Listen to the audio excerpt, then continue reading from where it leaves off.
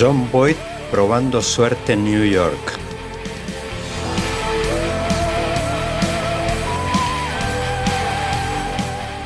La mano justiciera de John Wayne matando a Liberty Balance.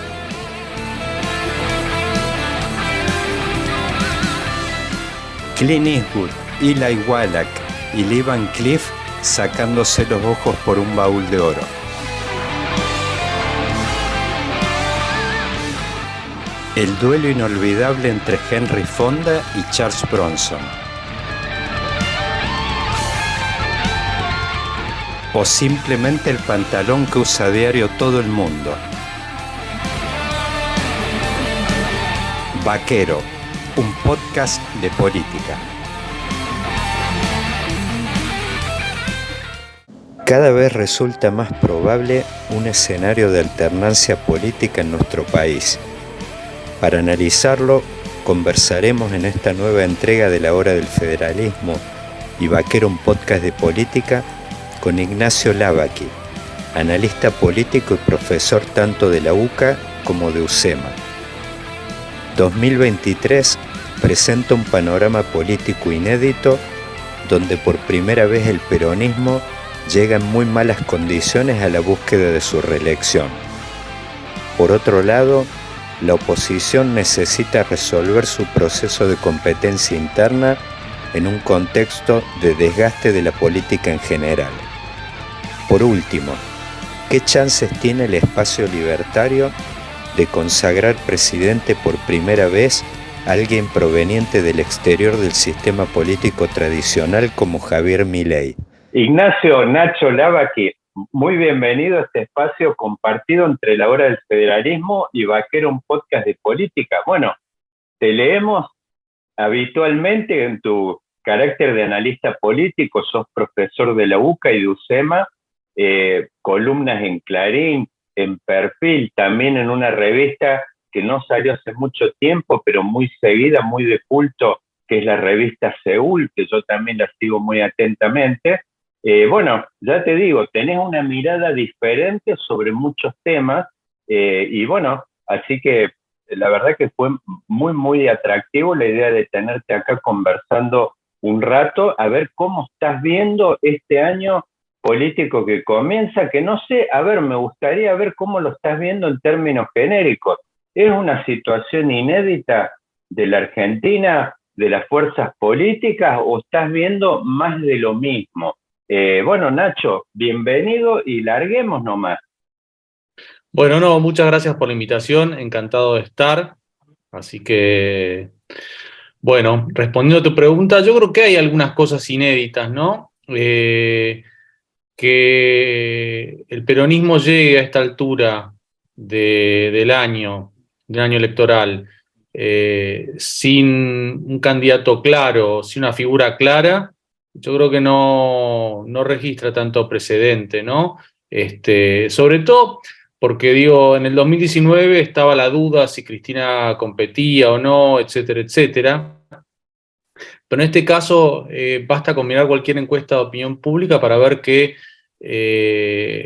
digo, todas las figuras potenciales de ser presidenciables del peronismo tienen imagen negativa y muy baja, ¿no? Digo, incluso la figura que algunos dentro del peronismo querían ver como un potencial presidenciable, como Sergio Massa, también tiene altos índices de rechazo, y me parece que la ausencia de logros significativos en su gestión económica, digo, dificulta que revierta eso, ¿no? Entonces, por un lado, es bastante extraño tener a un presidente con la chance de reelegir, pero que es severamente cuestionado por su propio espacio, que propone una primaria para definir. Se supone que un presidente en ejercicio que tiene la posibilidad de reelegir no va a una primaria. Digo, los casos en que eso ocurre, por ejemplo, dentro de Estados Unidos, son excepcionales y en general fueron casos de derrota del oficialismo, ¿no?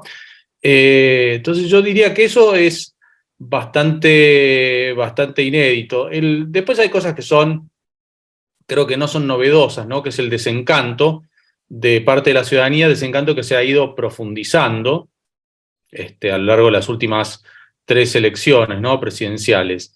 y creo que con buenos motivos, ¿no? Vemos que la inflación es un problema que la Argentina arrastra desde ya hace mucho tiempo, casi 18 años, la de 2 dígitos, con estancamiento económico desde por lo menos el final del primer mandato de Cristina, y donde sí tenemos una novedad que es la aparición de los libertarios, cuyo rendimiento electoral es como un verdadero signo de pregunta, si van a, digamos, si vamos a ir a un escenario presidencial como fue el 2015, donde hubo 3 espacios, ¿sí? El Frente para la Victoria, que cubría una buena parte del peronismo, el oficialismo entonces, lo que hoy es Juntos por el Cambio, entonces Cambiemos, y estaba Sergio Massa, ¿no? Pero en este caso, si las mediciones de opinión pública no fallan y Milei concentra un 20%, es un 20% de votos muy diferente al 20% que obtuvo Massa en las primarias de 2015 y en las generales de 2015, ¿no? Entonces,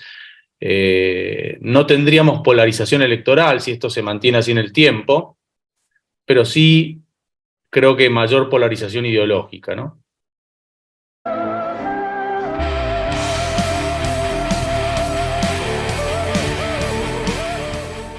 Ahí me gustaría, es como que has abierto dos ventanas quizás, que es esta situación, y por ahí sí, bastante inédita del peronismo, que es llegar con su auto muy dañado, muy roto al proceso electoral, pero ahí me gustaría meterme, yo te he visto en las redes, tu participación es como que sos de los analistas, como que está haciendo una especie de advertencia a la oposición de que no se desayune en la cena. Me gustaría ahí preguntarte qué es lo que estás viendo, si vos, más allá de esta situación, de este peronismo que llega con una inflación de triple dígito, donde parece de que no está claro el candidato, bueno, su principal líder, quien más mide, está pesando sobre ello una condena que ha tenido que ver con este reciente encuentro en la sede del Partido Justicialista, donde, bueno, se encuentran también con esta situación de que quien más mide por ahí o no puede competir o no quiere o directamente quiere evitar. ¿Qué es lo que estás viendo al respecto? ¿Ves alguna posibilidad de que el gobierno se recupere? Me parece que es difícil, ¿no?, que el gobierno se recupere. En todo caso, la apuesta del gobierno puede ser la fragmentación opositora. Pero digo, esto cabe más para los economistas. Me parece que la posibilidad de recuperación del gobierno depende de que el gobierno tenga algún tipo de éxito, o bien en revertir la caída de actividad que los índices muestran que hubo en el último trimestre del año. Faltan los números de diciembre, pero ya los números de septiembre, octubre y noviembre muestran caídas mensuales en el indicador de actividad, ¿no? Y que logre bajar la inflación. La cifra de enero no es muy prometedora, y lo que uno empieza a ver de febrero tampoco, ¿no? Y entonces, digo, en ese contexto parece difícil. Yo creo que el oficialismo va a tener un piso alto.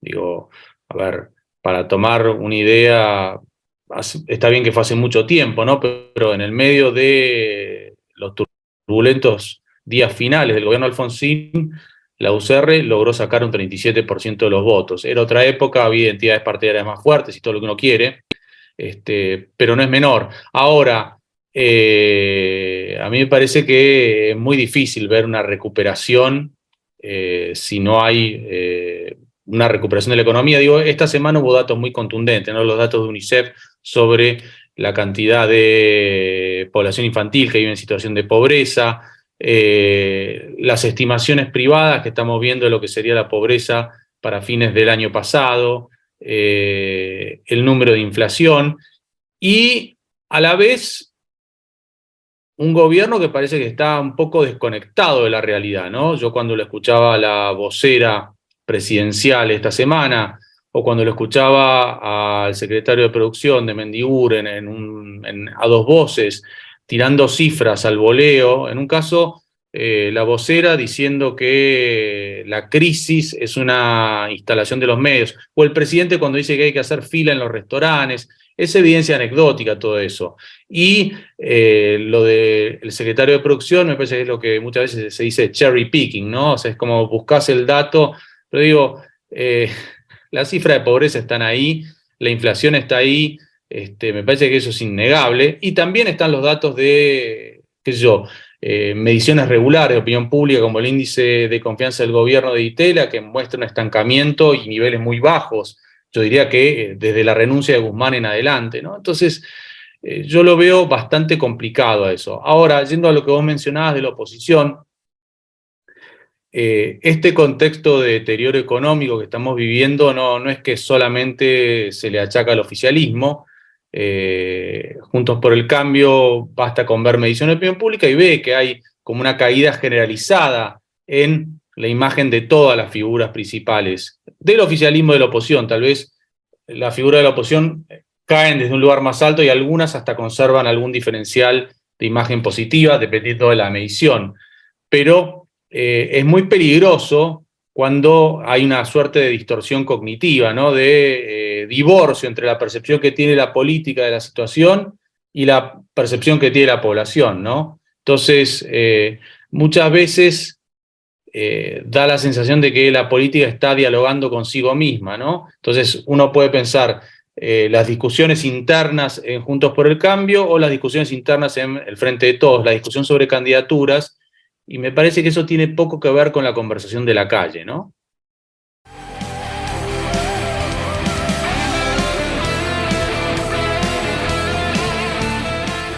Nacho, ahí justo, mira, me dejaste picando la pelota para la segunda puerta que habías abierto en la primera parte, que tiene que ver con la oposición.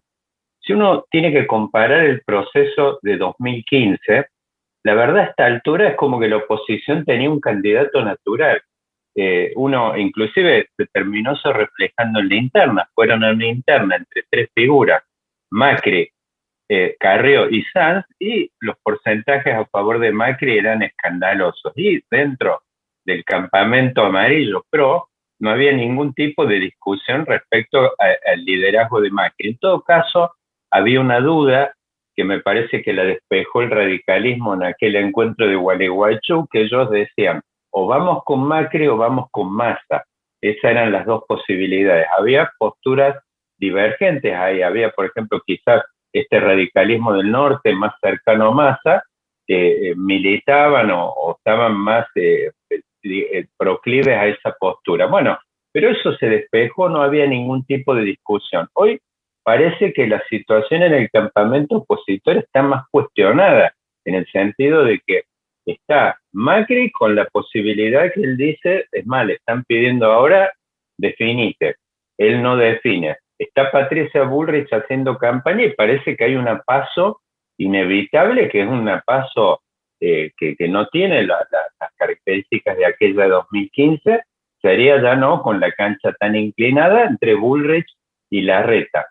Y encima le agrego este condimento que estabas mencionando vos, que es como un cuestionamiento, una impugnación por parte de la sociedad, la clase política en general. Entonces, tenemos una situación inédita por el lado de un oficialismo que llega con su auto averiado a este proceso electoral, pero también una oposición donde no decanta un candidato natural y la sociedad también con una impugnación que quizás la caja de resonancia de ese malestar sea Milei y este crecimiento todavía incierto que uno le cuesta asignarle un número de los libertarios. ¿Cómo estás viendo el campamento opositor y sus posibilidades? ¿Cómo se puede resolver esto?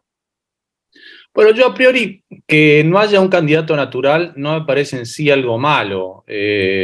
Digo, la PASO cuando es bien utilizada puede dar un muy buen resultado, ¿no? Digo, se me ocurre, por ejemplo, la elección legislativa de la provincia de Buenos Aires en 2021, ¿no?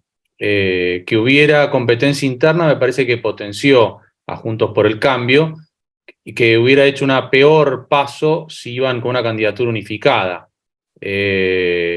Digo, me parece que la candidatura de unidad o las listas de unidad en un contexto de, pongámosle, apatía respecto a la política es lo peor que puede haber, porque ¿quién quiere ir a votar a una primaria donde no hay competencia interna cuando hay una sensación de apatía? ¿Por qué me voy a molestar ir a votar un domingo para ratificar algo que decidió un comité a puertas cerradas, ¿no?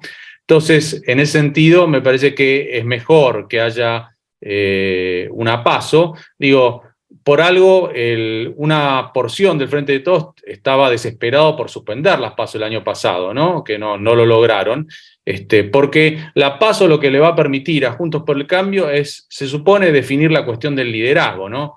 Ahora, ¿cuál es el peligro? Me parece que el peligro es cierta percepción que está instalada, que no está desconectada de la realidad, que es que va a haber alternancia, ¿no? Digo, yo diría que hay una alta probabilidad de que el oficialismo pierda la elección. Todos los oficialismos desde la elección paraguaya de abril de 2018 vienen perdiendo elección. Las únicas excepciones son los regímenes autoritarios de Nicaragua y Venezuela, donde las elecciones son fake, ¿no? Entonces, probablemente el oficialismo paraguayo sea la excepción a la regla de los oficialismos que pierden, pero digo, ahora en elecciones de este año, pero parece difícil que con lo que tiene para mostrar la gestión de Alberto Fernández, el Frente de Todos relija. No digo que es imposible, pero es altamente improbable. Entonces, eso puede llevar en la oposición a la idea de que del último hombre o mujer en pie, que lo único que hay que hacer es ganar la PASO y entonces uno inmediatamente se vuelve en el próximo presidente. Y me parece que eso agudiza un poco la interna, ¿no? Y eso es peligroso, porque si la interna se vuelve muy encarnizada, eso aleja al votante, ¿no? Y es de vuelta a la política dialogando consigo misma. Ese es el riesgo que yo le veo. Pero por otro lado, me parece bueno, digo, ¿qué más quisiera, digamos, supongamos que no fuera el caso del Frente de Todos, que tiene un presidente con la posibilidad de aspirar a la reelección, que me parece que es uno de los tantos problemas que tiene el Frente de Todos, sino que fuera un segundo mandato? ¿Qué más quisieran que tener una PASO competitiva, donde hubiera una discusión de liderazgo y eso pudiera captar votantes independientes, ¿no? Digo, doy dos ejemplos. Yo creo que a Scioli le hubiera sido muy beneficioso tener competencia interna en la PASO de 2015. Y, por ejemplo, a Rodríguez Larreta, cuando la primera vez que fue por la ciudad de Buenos Aires, le fue muy beneficioso tener una PASO competitiva con Michetti. Porque de lo contrario, la noticia política al día siguiente de la PASO es que él y Lustó estaban separados por una diferencia muy pequeña, ¿no? En cambio, al tener la Michetti adentro, hubo un porcentaje de votantes que tal vez por Larreta no hubieran votado ni en sueños, pero que fueron a votarla a Gabriela Michetti. Y ahí sumó, digamos, el espacio sumado dio 46% o algo así. Digo, desde ya es un desafío mantener esos votos. Entonces, a priori tener varios candidatos no es un problema. Si es un problema el rol de los expresidentes, ahí la verdad que creo que es un problema de la Constitución del 94, en un punto no aplica en el caso de Macri, ¿no? Pero que es, a diferencia de Estados Unidos, que da 2 reelecciones y nunca más, una reelección y nunca más, 2 mandatos nunca más, la nuestra no da eso, y entonces los expresidentes siguen boyando y con la aspiración de volver. Y en este caso, Macri, que me parece que lo que está haciendo es, más bien soy escéptico de que compita. Creo que, de hecho, para el espacio Juntos por el Cambio sería muy negativo, aumentaría más la resistencia, le daría sobrevida al kirchnerismo, pero está negociando, ¿no? Entonces está negociando posiciones de poder con quien sea que gane la interna.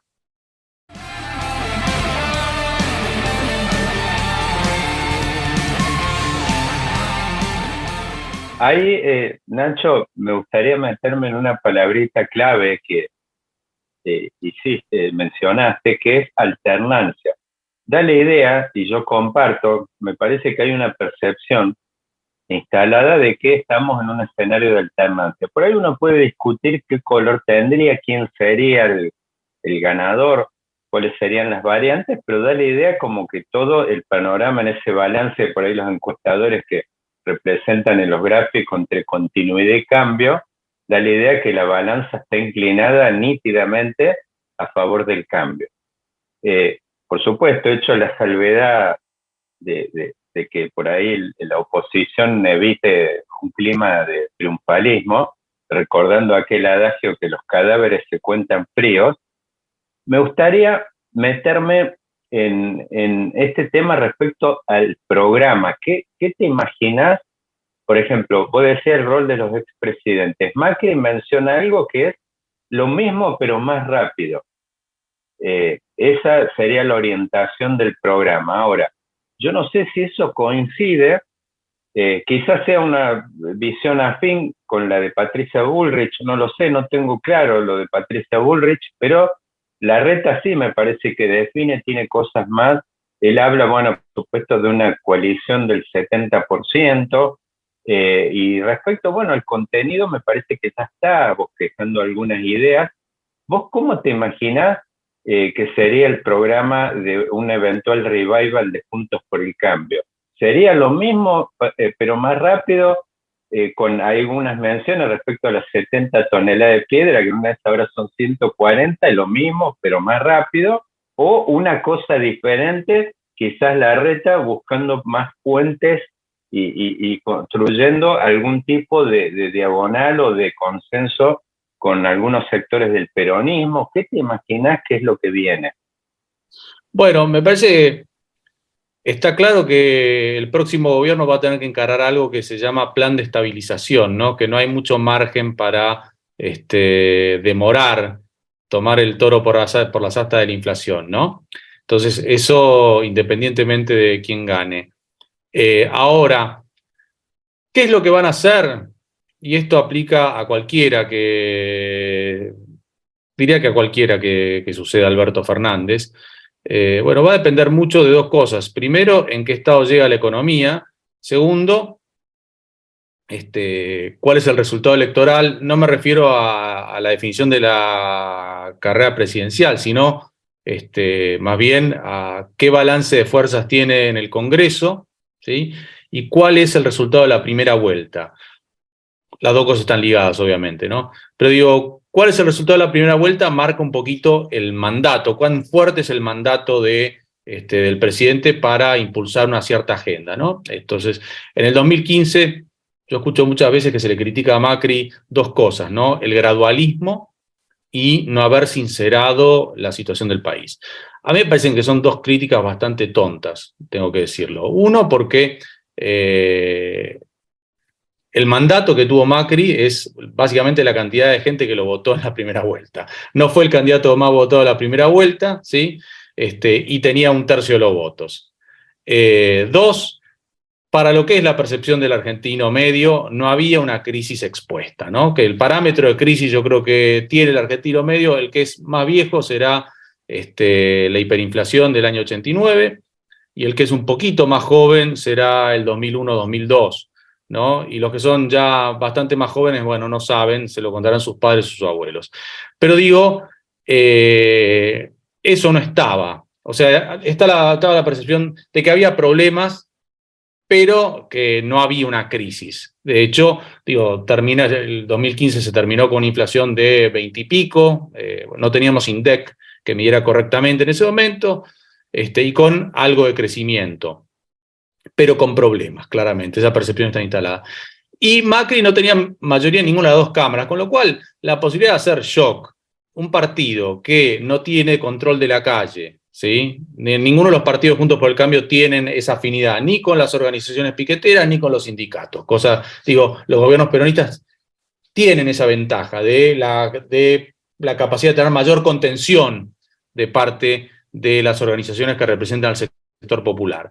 Bueno, yo sumo ese combo y a mí no me da que sé que había chances de hacer un shock, ¿no? Y lo de sincerar la situación me parece que es una estupidez lisa y llana, porque uno puede decirle a alguien, miren, estamos muy mal, pero si uno no percibe otra cosa, y de pronto uno hace un ajustazo, yo creo que la gente sale a protestar igual, no es que alguien porque escucha al presidente diciendo esto es muy grave, va a tomarlo en consideración. Entonces, esas críticas me parecen todas. Creo sí que hubo un problema de diagnóstico severo, que para sintetizarlo yo diría que es que se subestimó la herencia y se sobreestimó la capacidad de lidiar con ella. Hubo como un enfoque medio naif.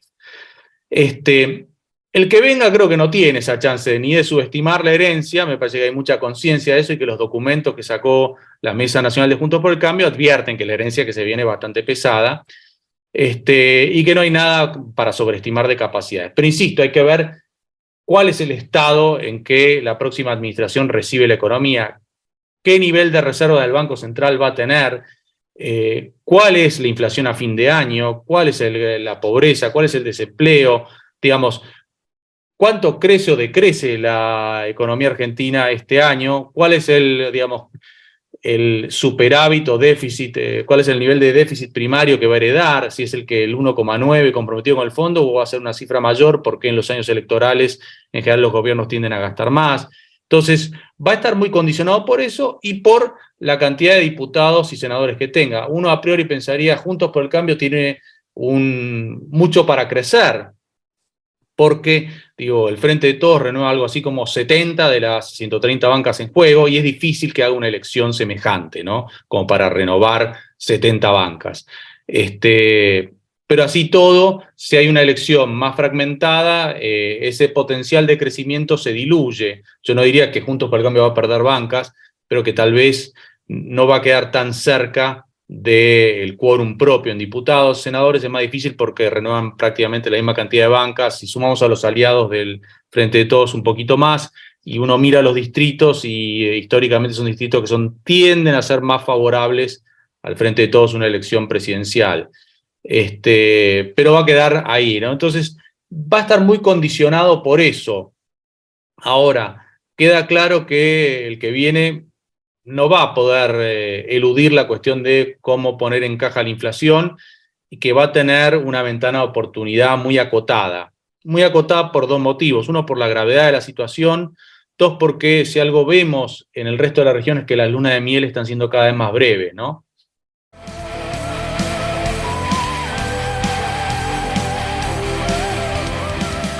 Para recorrer este último tramito de la visita, que espero que sea la primera a la hora del federalismo y vaquero, un podcast de política, me gustaría proponerte por ahí quizás el tema que no tocamos en profundidad, que es, si hablamos de situación inédita, uno piensa versus otras elecciones que nunca llegó un peronismo con tantos problemas, bueno, una oposición donde también no está visible cuál es el candidato natural, si uno lo tiene que comparar versus 2015, pero después está la otra situación, si uno tiene que comparar, la verdad es que no era una hipótesis ni fuerte ni medianamente creíble de Massa presidente en 2015. Era, era una posibilidad de que uno decía, bueno, era por ahí una de esas, el tercer componente que inclinaba la balanza para un lado o para el otro. Y después se vio, 2/3 de los votos de Massa, más o menos, fueron en la segunda vuelta al macrismo y 1/3 al oficialismo, al peronismo en aquel momento.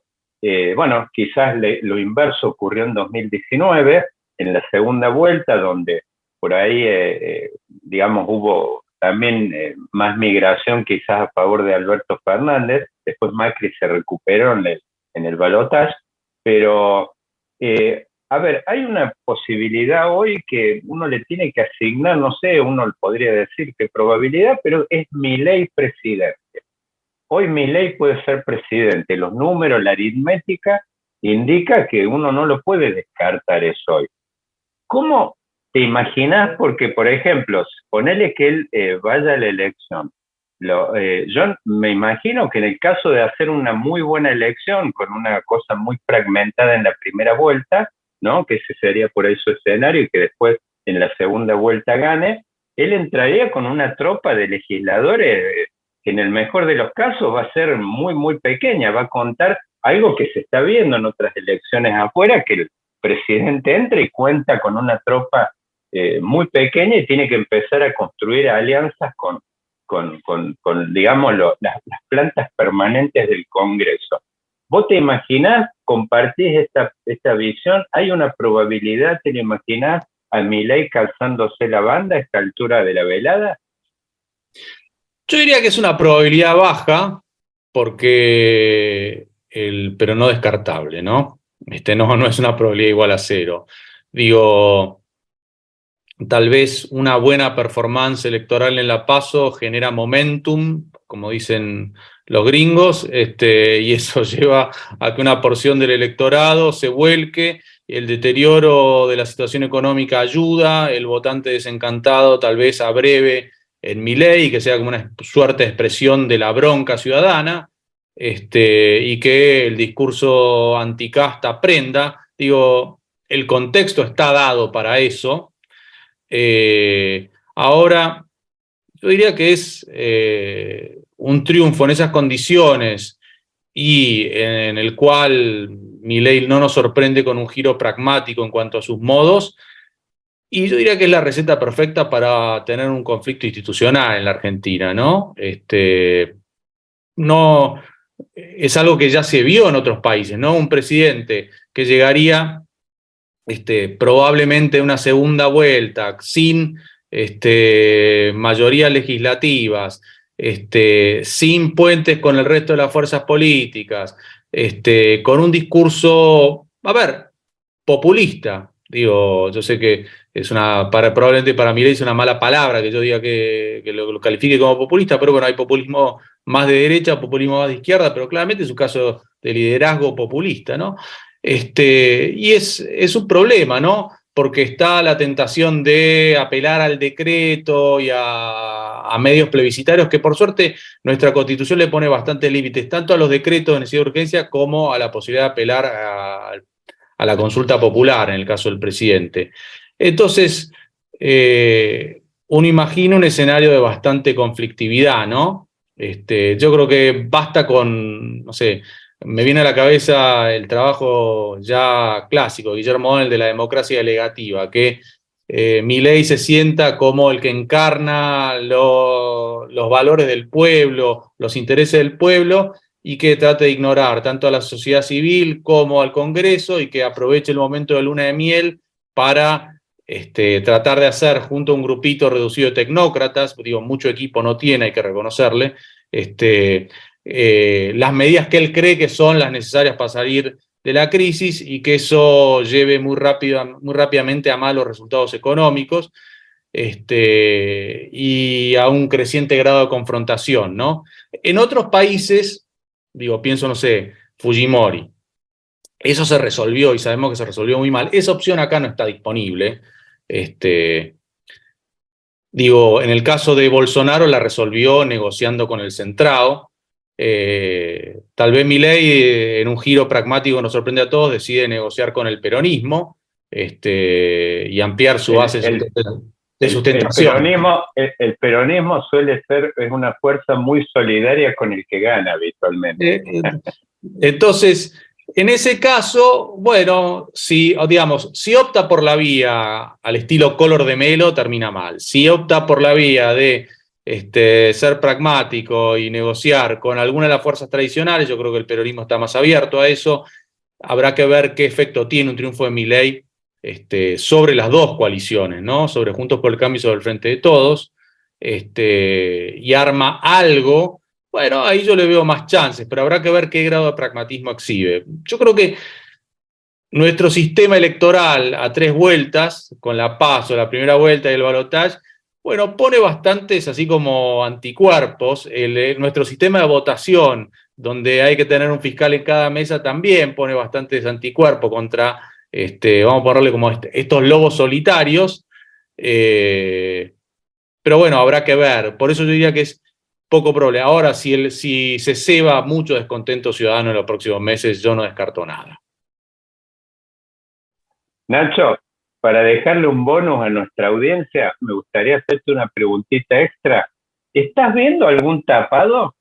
Quizás que vos decís en un escenario de profundización de la crisis, fragmentación del tablero, ¿te imaginas la posibilidad de que emerja algún tapado dentro de algunas de las escuderías que están hoy en la cancha, pero quizás de alguna otra que aparezca?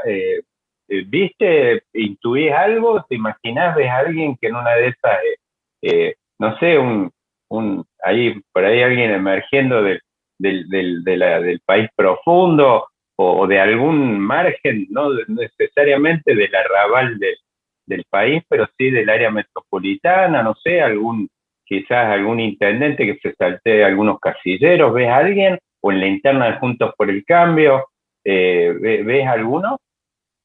En Juntos me cuesta imaginar un tapado, la verdad. A veces están muy definidos. De haber un tapado tendría que salir, yo creo que del peronismo.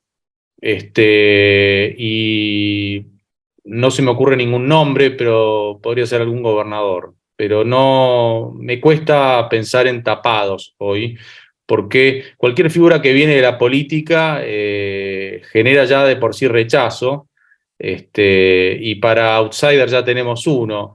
Por ahí el tapado no sería tapado, pero sería que veamos un crecimiento del voto de la izquierda, ¿no? Pero la izquierda tiene esta cosa de... El otro día, un economista, Cavallo se lo recordaba a un economista, ¿no? Que un poco lo cargaba a los libertarios y le recordaba el libro de Orgallosa, Historia de Maita, ¿no? Que cuenta el excesivo faccionalismo de la izquierda peruana, ¿no? Que eran grupitos de 5 y que se peleaban por discusiones ideológicas, terminaban en 2 facciones, una de 3 y una de 2, que después se dividían, ¿no? Y la izquierda dura argentina tiene un poco ese complejo también, que me parece que es común a varias izquierdas en la región. Y entonces por eso uno piensa que es medio difícil el crecimiento de la izquierda. Pero digo, la izquierda dura debería ser un obvio beneficiario de este tipo de situación. Si no lo aprovechan ahora, no sé cuándo. O sea, por ahí el tapado no sea un candidato, sino el escenario, ¿no? Que terminemos teniendo un escenario al estilo elección peruana 2021, ¿no? De mucha fragmentación. Bueno, Nacho, te agradezco muchísimo una visita, hemos recorrido, pero muy exhaustivo todo el tablero político, y bueno, espero que podamos quizás hacer esta revisión, no sé si en la previa de la PASO o post-PASO, pero bueno, ya vamos a tener un tablero un poquito más claro. Te mando un fuerte abrazo y muchas gracias por esta visita. Gracias a vos, te mando un abrazo. Hasta la vista, baby. Thank you.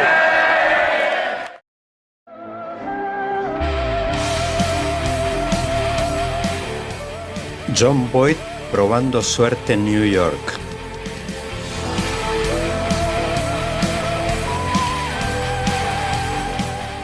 La mano justiciera de John Wayne matando Liberty Balance.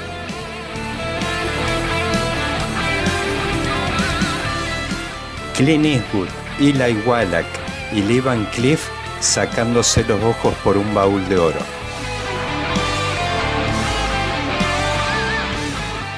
El duelo inolvidable entre Henry Fonda y Charles Bronson. O simplemente el pantalón que usa a diario todo el mundo. Vaquero, un podcast de política.